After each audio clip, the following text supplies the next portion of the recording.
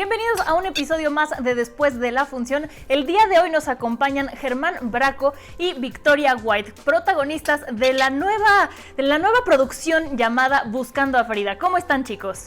Muy bien. Súper, gracias. Semana de estreno, caray. Deben Exacto. estar muy contentos y nerviosos también, ¿no? Poquito, sí. Oigan, tengo entendido, esta es una pregunta que nos hacemos muchos de los fanáticos que estamos viendo ahorita producciones que se estrenan. ¿Cómo fue para ustedes grabar en pandemia? Porque según yo, no sé si fue toda la producción, pero sí una gran parte se la aventaron durante este suceso, ¿cierto? Vic. Yo sí fue toda. Los 4 meses que tuvimos teníamos que hacernos prueba de COVID 2 veces a la semana, mantener pues la sana distancia, nos pedían que no saliéramos de nuestras casas, teníamos que estar siempre con mascarilla, o nosotros, en nuestro caso, por ser actores, teníamos que usar las mascarillas porque el tapabocas nos quitaba el maquillaje, entonces ese tipo de cosas. Era adaptarte a un montón de cosas nuevas, el crew también, ¿no? La cantidad reducida de gente dentro de los sets. Otra cosa, tratar de hacer todo en foro, evitar las locaciones, salir mucho era un poco riesgoso todavía y digo, de por sí es un poco estresante a veces los tiempos de producción, con esto era un poco más difícil, pero se logró, salió adelante.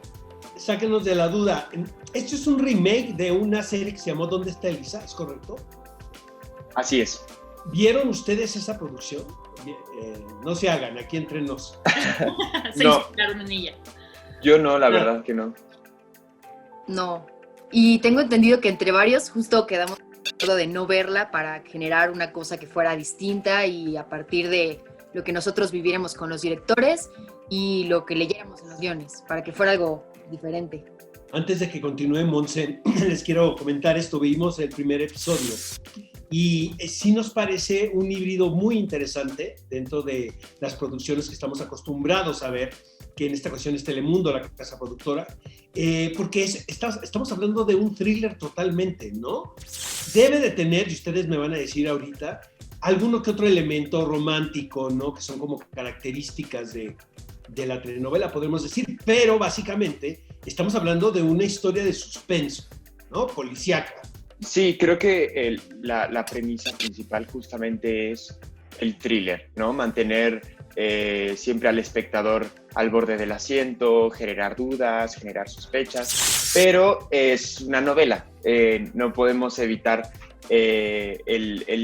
los momentos melodramáticos, las historias de amor. Creo que es algo que también es parte de este híbrido que propone Telemundo con las superseries y que es el caso también de Buscando a Frida. Oigan, y sin que nos spoileen nada, porque apenas vamos en el primer capítulo, entonces en vez de hablar hacia adelante, yo quisiera hablar un poquito para atrás. Y me voy primero contigo, Victoria. ¿Cómo fue tu proceso de casting? ¿Ibas por ese personaje? ¿Ibas por otro? ¿Cómo fue? Pues, técnicamente iba por ese personaje, pero iba por otro, porque originalmente pues iba a ser otro proyecto. Okay. Era igual, estaba basada en la historia, pero pues iba a ser una cosa diferente. Y con el tema de la pandemia, porque íbamos a grabar por ahí de marzo, que fue mayo, ¿no? Que fue cuando empezó como todo el desmadre de empezar a entrar en cuarentena y todo esto, pues estuvimos varios meses así en stand-by sin saber si el proyecto se iba a hacer o no. Okay. Y al final, pues decidieron retomar el proyecto de, sí, es un remake de ¿Dónde está Elisa? Me pasó al principio, todos los chavos de mi edad casteábamos por el personaje de Tomás, que interpreta a Miquel Mateos, pero en ese momento también, como era una historia un poco distinta, el personaje tenía otro nombre. Entonces fui por ese y yo ya conocía a Carlos Villegas, el director, uno de los directores del proyecto. Me dijo, ¿sabes qué? No, tengo otro papel.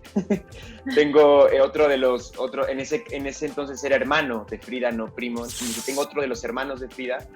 Toma, apréndetelo, si quieres espérate un ratito y pasas a hacerlo. Y así fue, y después ya entramos en proceso de preproducción del otro proyecto y paramos y reanudamos y así se fue. A ver, no vamos a spoilerear nada para que el público, ¿no? Desde un principio entre en la convención que ustedes invitan, pero podemos decir esto, y esto se ve en el tráiler, que todo es a partir de que se desaparece el personaje de nombre Frida. Esto sucede en un antro, ¿no? Es correcto, ¿verdad? Así es. ¿Están de acuerdo que eso puede ser una de las situaciones más terribles que le pueda pasar a unos padres de familia? Porque finalmente el desconocimiento te da una ansiedad perpetua y todo el tiempo estás imaginando qué pudo haber sucedido con esta persona que de repente se desaparece, ¿no? No sé si ustedes quieran ahondar un poquito en esto. Pues sí es una situación muy delicada. Afortunadamente, como va cambiando, como va pasando el capítulo, te vas dando cuenta de cómo hay distintas teorías de lo que fue pasando, ¿no? No deja de ser un thriller y una cosa de pasó esto, pero en realidad cómo que pasó esto y cómo que hizo tal cosa, y es un rollo. Pero pues sí, en sí es una tragedia lo que ocurre. Sí, creo que hay que tocar la trama y la subtrama, ¿no? En esta historia, porque el público evidentemente queda atrapado por la intriga, ¿no? El público, digamos que es el detective, toma un poco el papel que hace Arap, el detective Cabrera, y busca, ¿no? Y trata de hilar y trata de hallar pistas, pero esa situación traducida a un caso real, al caso que están viviendo en la historia Abelardo Pons y Marcela, es trágico, es difícil, y creo que es por donde a mí me gusta también que esta historia se está contando, porque marca un poco también cómo repercute este tipo de situaciones desde dentro, ¿no? Marca personajes reales que no están constantemente alimentando el thriller, sino también en este caso el melodrama. Están también alimentando esa parte de decir, estas son las cosas sentimentales de la historia, no solamente los datos brutos, digamos. Entonces, eso es algo que a mí me parece que se debe de contar, o sea, tiene que tener esas dos líneas, porque si no queda un poco antigua. ¿Ustedes sabían qué le sucedió a Frida cuando estaban grabando la serie? Justo. ¿O se enteraron conforme les iban entregando los libretos? Yo, afortunadamente, antes de empezar de pisar el set, yo ya había leído la mayor parte de los capítulos, entonces ya tenía clarísimo lo que le pasaba a Frida.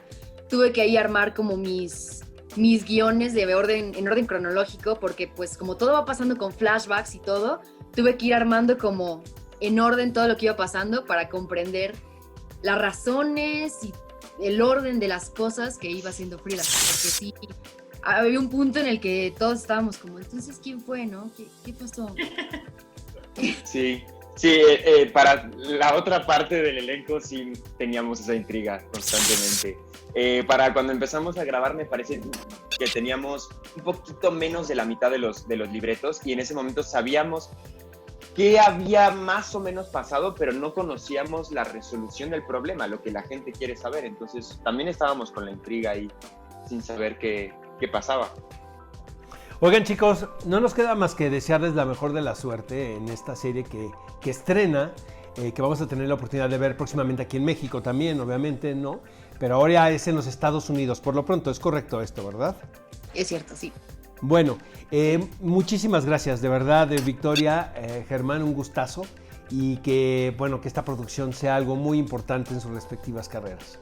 Y ustedes acuérdense de suscribirse al canal del Heraldo, activar la campanita, y nos pueden encontrar en todas las plataformas digitales del Heraldo de México. Eso es todo por nuestra parte.